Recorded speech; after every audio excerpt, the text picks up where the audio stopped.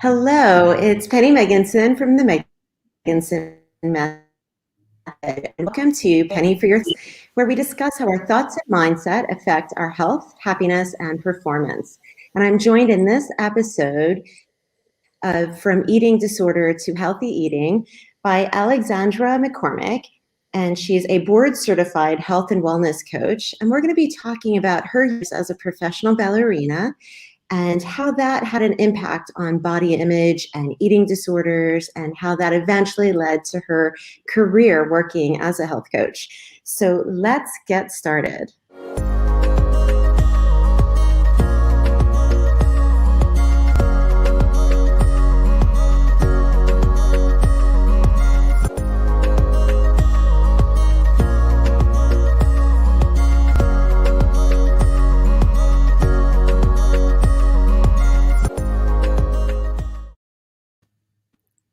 Hello, Alexandra. How are you?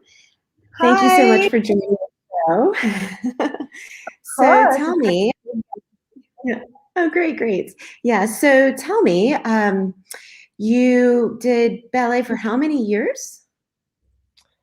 Well, I started when I was about 5 years old, and then I got really serious when I was about 15, and that's when I went into full-time training. And then professionally, I got signed. I think the first time I got signed was 19. Yeah, my whole life, basically. I retired due to an injury at around 25.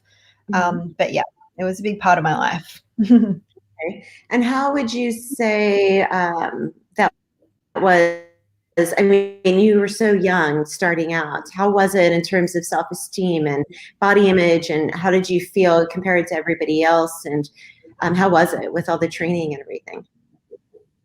Well, in the beginning, the reason I think my parents put me into ballet is because I was a really energetic child and I loved being the center of attention. I loved performing. And I think it was just kind of, they needed me to channel my energy somewhere.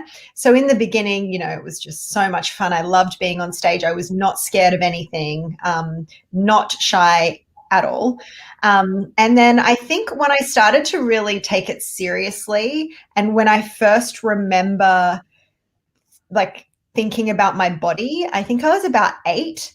And I think that's when I kind of started going on a diet. I think I was about 8 years old, and I remember I just decided that if I was going to be a ballerina, I had to take it seriously, and that meant I could only eat fruit, or it was something like that. But yeah, that was the first time I just became aware of my body and that it should look a certain way if I wanted to be successful in something I love doing, which was ballet. Okay. And so you were 8 then, and you were already thinking about, and did you think that that was healthy at the time, or was that just not something that you were thinking about at all? Yeah, it wasn't ever about health. It was always about looking a certain way and seeing, my idols who were these beautiful ballerinas and seeing that they looked a certain way and just me trying to fit into that mold. And in the when I say I was 8, it was sort of just I just became aware of like I had to eat fruit and I had to eat, in order to look that way. But it never really became really unhealthy until much later. But yeah, it's still very young to be self-conscious and aware of your body and to be on a diet Yeah. for sure. Yeah. And so what would you say was your defining moment that made things change for you? So I went through a trauma when I was a child, when I was about 12. My dad passed away really suddenly. And I think it was a combination of me dealing with his death and channeling it into, well, I'm going to just focus on something I can control, and that's what I eat and how I look. And I became just kind of so focused on I'm going to be a professional ballerina and I'm going to do anything it takes to do that. And I think instead of kind of grieving the death of my father, I went straight down this sort of just focused on ballet. And I thought being disciplined and focused and working hard meant, being healthy and eating healthy, but it wasn't healthy. It became an eating disorder eventually. So I think that's kind of what triggered me. And it was just about proving to myself that I could do it, and I could, and I thought being the best and being successful meant being skinny. Yeah. And so when did things change? When did you realize that you didn't want to continue this, or that this was not healthy? Not, I mean, I struggled off and on my whole career. So, I don't think I developed a really healthy relationship with food until years after I stopped dancing. So close to my 30s. I was still, I think even when I got injured and I had to stop dancing and I had to get a normal job, I became paranoid about gaining weight because I was no longer performing every day, training every day. And so I would go to the gym for hours to compensate for the fact that I was no longer, working out as my job. So yeah, I struggled with it for a really long time. It was so ingrained in me. And I think anyone who's been through an eating disorder knows it kind of lingers and hangs around. And in the beginning, I thought I was being healthy, and I thought, people would start saying things to me. I mean, my family were very worried about me. I was very, very, very thin at one stage. I went up and down. There were stages I was extremely thin. But my whole mindset was, well, you just don't understand. This is how I'm healthy. This is how I have to look to be a ballerina, and you just don't get it. And in my mind, I didn't look as thin as I actually was. When I look back at photos now, I'm like, oh my gosh. I mean, I looked like a child when I was, 23 years old. But yeah, I kind of struggled with it for a really long time. Okay. And so what brought you to become a health coach? When did that come about then? So after I stopped dancing and I, started working just in a normal job, and I was actually working in the beauty industry because I just happened to be good at makeup. And that was all I knew how to do aside from ballet, because I'd done ballet my whole life. I hadn't gone, I went to a college for ballet, all of those things. And so I kind of got a job with a makeup company, and I kind of worked my way up. And again, it was like, being around this ideal image of beauty, and then I became a stepmom of girls. And when the girls became teenagers, I just noticed, the way that what they were looking at.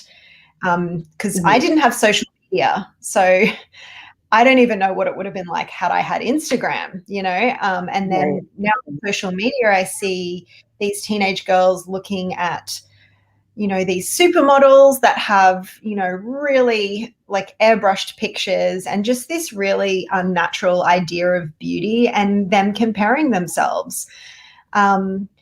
And it was just, it just kind of was like, oh my gosh, like this is not healthy. And, I think with age, I just matured. I started looking back and realizing like how unhealthy I was. And I started to develop a really passionate love for cooking and food, and learning how to eat well and nourish my body without depriving myself of stuff I loved, because I feel like I was deprived and hungry for so long that I didn't really know what it felt like to not be hungry.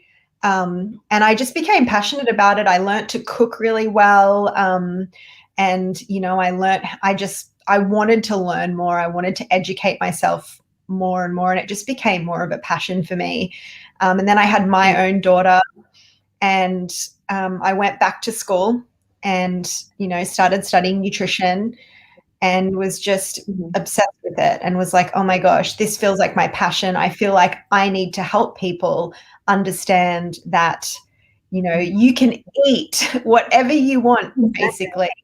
Feel, and feel good and nourish your body. It's just about picking the right things, and it's about finding a balance too. You should never feel like, you have to eliminate whole food groups or things like that. So I just became passionate about wanting to help other people, and I developed a really healthy relationship with food. And yeah, I love sharing that with people.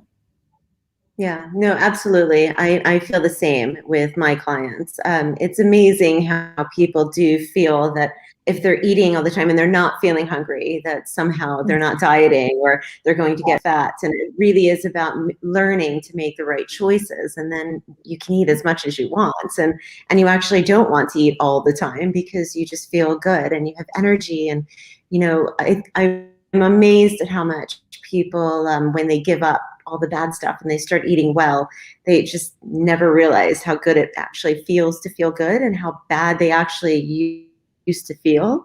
I think a lot of people just assume that getting up and feeling groggy until you've had your coffee is normal. And once you're really developing this healthy lifestyle, how good that feels. What sort of tips would you give to someone who might be listening who is maybe a little bit with feeling like they're in control?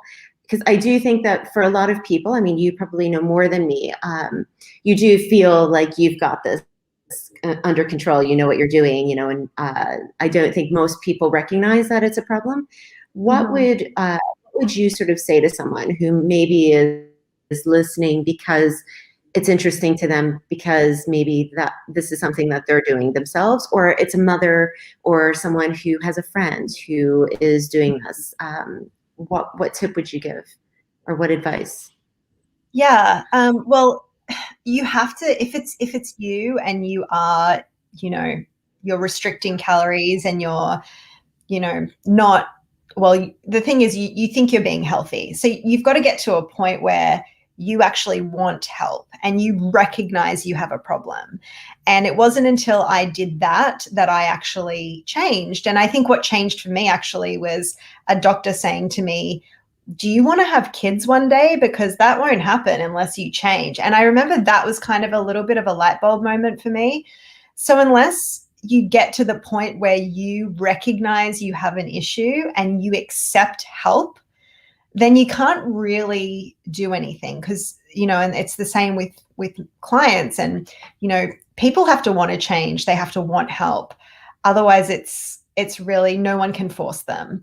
I think, my mom, my brother, my family was extremely worried about me. And I remember, them being incredibly upset and frustrated with me because I was so thin. And there was nothing they could say that was going to make me eat. I think they threatened to not let me go to ballet, which kind of worked. So that made me eat a little bit more. But it's really difficult. I think nowadays there's so much help around. There's, social media. There are positive things on social media, positive people that can kind of give healthy body examples, I guess.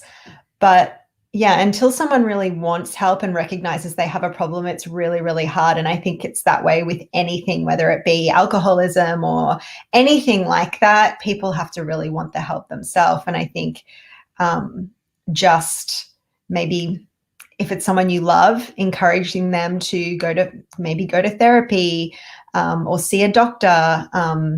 And if it is to a point where they really need medical attention, if they're extremely underweight and they look sick, then I think taking them to a doctor and having them maybe, get some help that way. But it's a difficult situation unless that person really recognizes they have a problem and they want help. Yeah, that's a good point. So maybe the issue is more about changing this idea of body image. And Yeah. what was your feeling? You were saying when you had you noticed with your stepdaughters when they were in their preteens, because I've got two who are 9 and 11, and it's the same. I really pay attention to their friends and what everybody's into right now. And thankfully, at the moment, this is just they're just of that. They're not even thinking about it. They're still playing sport and enjoying their girlfriends and that sort of thing. But I'm sort of already ready, to start noticing these changes. But Yeah. what advice do you have, or what do you think? I agree that social media can have very positive body image, people that are really promoting positive body image, but they have a lot of the opposite. And Mhm. so how can we sort of help the younger girls, the younger generation, to have a better body image, and to realize that there's more out there and there's more that's important. What do you Yeah. think? I think, if you're the parent, then it's really important to talk to them about it and, show them, for me, because I was working in the beauty industry, I was able to say, look, this is not what that person looks like in real life. I promise, it's not. And then also, if they do look like something like that in real life, you understand they have a whole team of people to make them look like that. Like, that's not normal, and I think it's just making sure they're aware of what's real and what's not. And just talking to them about it and constantly reminding them that, it's not necessary to look like you came straight out of a runway magazine when you're 16, or ever. It's not healthy. You're beautiful as you are. Like, just lots of positive reinforcement. And like I said, again, just reminding them that isn't, it's really not real. I mean, most celebrities don't look like that. Most supermodels, they don't. And if, they're getting ready for a runway show or something like that, I mean, the work that goes into getting their body to look that way, it's not sustainable. And that's the thing. Like, just helping them constantly understand that, they're perfect the way they are. If they're healthy, that's all that matters. But again, it's really hard because, girls look at social media and compare their bodies. I do it too. I look at other health and wellness influencers on Instagram and who are running around in bikinis, and, I'm like, I don't, and I feel insecure too, and everybody does it. It's really hard not to with social media. So I think it's having a good support system around, and just making sure you're talking about it. Absolutely. Yeah, I think having that support network is huge for sure.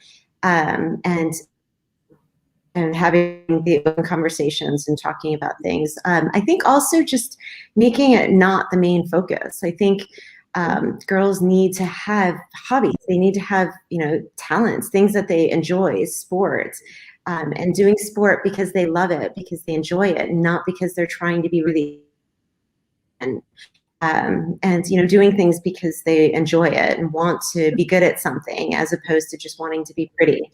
And maybe that's the dialogue to have more of. And I do think that there are a lot more people in social media talking about this stuff. And so hopefully that's going to wear off and that's going to help. So yeah. What are some of your tips for our listeners about healthy eating and just having a well-balanced, healthy lifestyle? So my big thing, I mean, I don't like to label myself as anything. Like, I'm not vegan, I'm not vegetarian, I'm not keto. I don't like to label myself. And I think it's really difficult because people look at social media and they copy other people. They see someone who, maybe looks great and seems like they have it all together, and they copy exactly what they're eating. And the thing is, we are all biochemically individual. So when you're thinking about, what to eat and what's good and what's not, it's about what makes you feel good. And it's about bio-individuality. So what makes me feel good and works for my body might not work for yours. But so I don't believe in any sort of fixed rules except for eat real food. That's really it. I mean, eat as much real, whole, unprocessed food as possible. If you can buy organic, that's even better. And just, of course you can have pizza and chocolate and things that you love occasionally, but 80% of the time, eating real food is really the minimally processed, food is really the biggest tip I can give anybody. But also having that balance, because health isn't just about nutrition. It's not just about what you put in your mouth. It's also about feeling, having dinner with friends. I mean, you shouldn't get anxiety if you get up to dinner and everyone's having a piece of cake and you feel bad. And it's like, have the cake and have a glass of wine if that's what makes you happy in that moment, that's part of being well and being healthy. Nobody can eat 100% clean 100% healthy 100% of the time. And it's just about finding that balance. And I really believe in the 80-20 rule. If you can be, eat as much good food, healthy food as possible that nourishes your body 80% of the time, and then have that 20% where you have a glass of wine and a cheese plate. That's my night. That's your go-to. That's great. For me, it's chocolate for sure. Yeah. Yeah. Thank you so much. That was really great. And how can our listeners get in touch with you if they've got questions or comments, or maybe want to work with you? How can they find you? Yeah, I mean, I'm probably the most available on Instagram. I'm at Alex S. McCormick. I'm always posting recipes and, health tips, wellness tips. I'm very active on Instagram. I try and respond to everybody. And I love it when someone makes my recipes and messages me, and I love it. So I'd love to connect with anybody. If you're having issues, you have questions, anything like that, just come and find me. That's great. Thank you so much. And of course, you can always find me method as well if you want to get in touch with Alexandra, or if you have any other questions or comments. Thank you so much, Nang. And again, thank you so much, Alexandra, for joining us. Thank you. Until next time.